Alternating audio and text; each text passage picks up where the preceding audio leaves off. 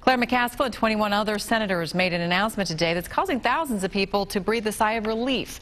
Late this afternoon, the U.S. Postal Service agreed to push back rural post office closures for at least 6 months. Amy Holly has details. Amy? Well, your Christmas cards getting delivered, that was never the problem. But this move will temporarily protect tens of thousands of jobs nationwide, including some in rural Missouri and Kansas, and here in the metro. Postal workers at a post office in Kansas City, Kansas.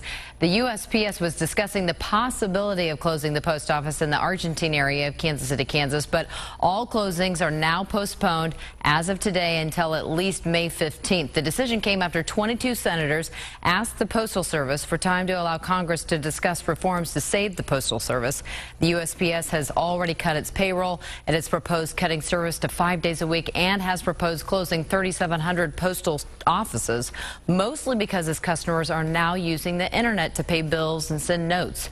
Today, a Kansas City, Kansas woman we talked to who's collected thousands of signatures to persuade the Postal Service to keep the Argentine office open said Washington doesn't understand KCK is not a rural area.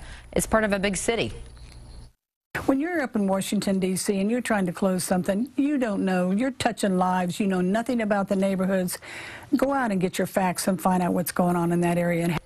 Now, during the next 6 months, the Postal Service will continue to study the impact of proposed closures on service. But the USPS, an organization that is not supported at all by taxpayer dollars, says when your costs stay the same but revenue drops by the billions, you have to change your business model, which likely means, they say, these next 6 months are just postponing the inevitable. Amy Holly, NBC Action News.